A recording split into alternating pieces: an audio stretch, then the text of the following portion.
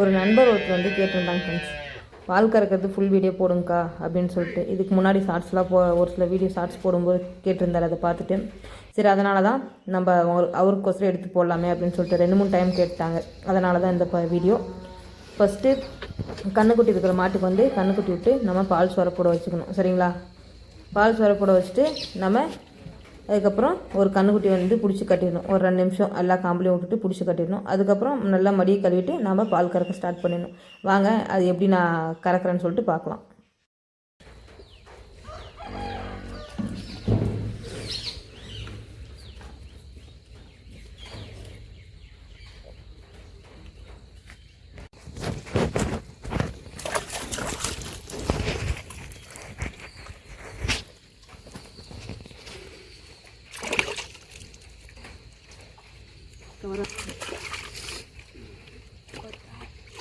ஒரு தொலைவுடியா,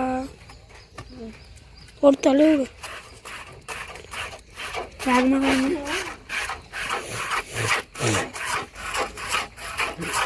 நானும் எல்லா மட்டும் காமிச்சிட்டு போய் எங்கள் அக்கா மட்டும்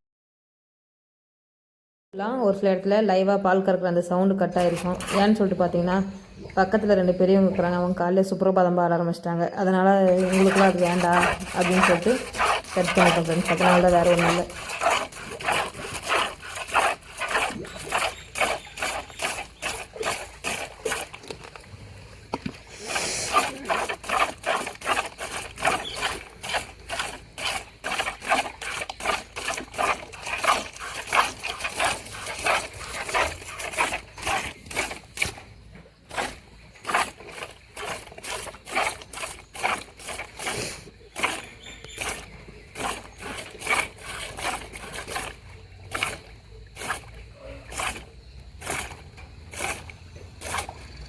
அப்பன்ட்டா அப்பன்ட்டா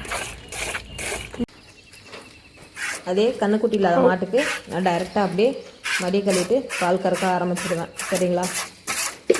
இந்த மாடு இப்போ கறக்கிற மாடு வந்து கண்ணுக்குட்டி இல்லாத மாடு. அப்படியே டைரெக்டாக மடி கழுவிட்டு பால் கறக்க ஆரம்பிச்சிடுவேன்.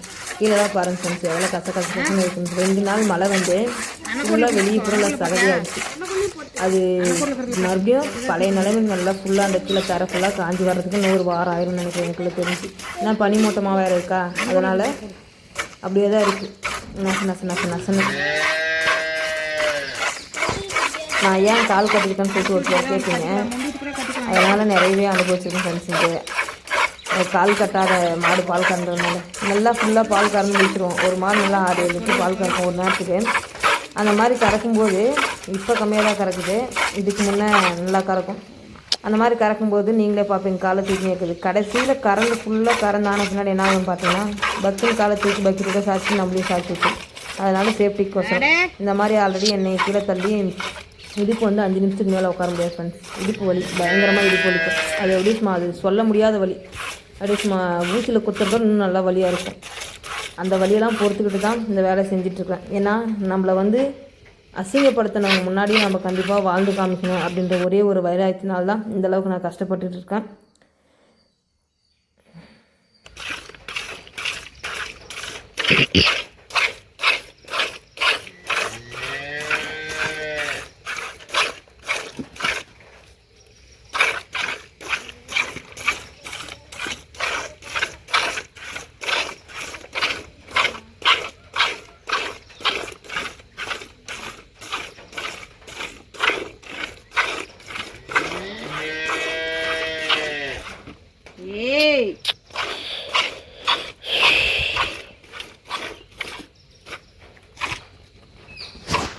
ஓமா புனிகிறேன் காலை முன்னாடி தூக்கினு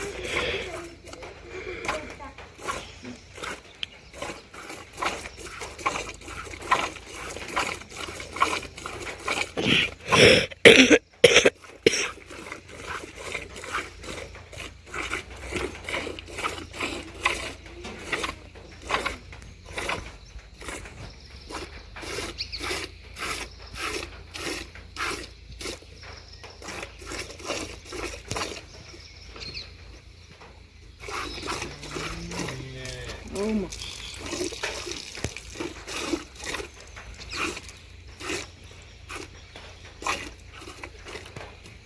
ஏய் இந்த வீடியோ பிடிச்சிருந்தா நம்ம சேனலை சப்ஸ்கிரைப் பண்ணுங்கள், லைக் பண்ணுங்கள், உங்கள் ஃபேமிலி அண்ட் ஃப்ரெண்ட்ஸுக்கு ஷேர் பண்ணுங்கள். அவ்வளோதான் ஃப்ரெண்ட்ஸ், பாய்.